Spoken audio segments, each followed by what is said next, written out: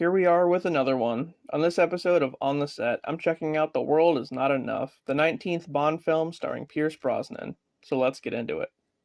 The film starts off with Bond going to meet with a Swiss banker named LeChase to retrieve some money for an oil tycoon named King. Bond interrogates LeChase, who has intel about an assassin that killed another MI6 agent. However, LeChase is suddenly killed before he can say anything at all.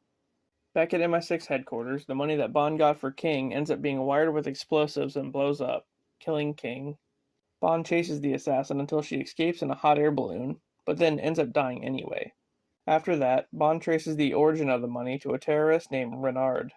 MI6 tried to kill him once before, but only managed to leave a bullet stuck in his brain. Wow, that sucks. So then, he and King's daughter, Elektra, head to an oil pipeline that she runs. But they're attacked by Renard's henchmen on snowmobiles.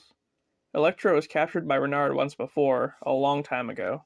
Anyway, afterward, Bond goes to a casino and talks with Valentine, an ally from GoldenEye, who tells him more about Renard and the henchmen. While he's there, Bond discovers that Elektra's head of security is actually working for Renard, and Bond kills him. A while later, Bond heads to Kazakhstan and meets a physicist named Christmas Jones.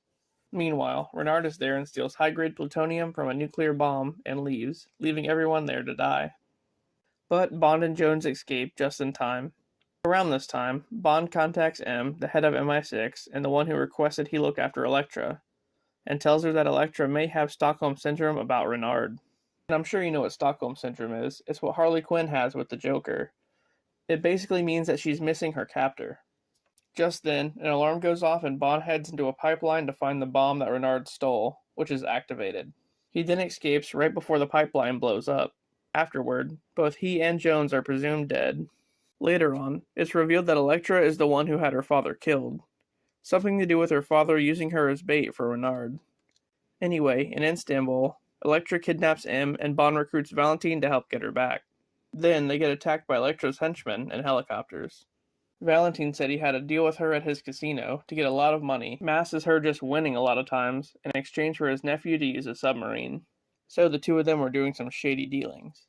Hearing this, Jones says that if Renard puts the stolen plutonium in the submarine's nuclear reactor, it would destroy Istanbul and ruin the pipeline. But the pipeline that Elektra runs would increase in value. Just then, Bond and Jones get captured. Oh, of course they do. Elektra tortures Bond for a bit, and Valentine goes to rescue him, but he gets shot. Bond gets free and shoots Elektra, finally killing her. Then he heads to the submarine, where Jones is being held. The hull of the sub gets ruptured and it starts to sink as Bond and Renard have a final showdown. Bond impales Renard with a plutonium rod and frees Jones, and they escape just as the reactor detonates. Later that night, Bond and Jones enjoy each other's company, if you know what I mean. The end. Alright, well, this one was okay. The dude from 28 Days Later as Renard was a pretty good villain, and Elektra was too. And did you know they almost cast Vera Farmiga as Elektra? But anyway, that was The World Is Not Enough, and I'll see you on the next one.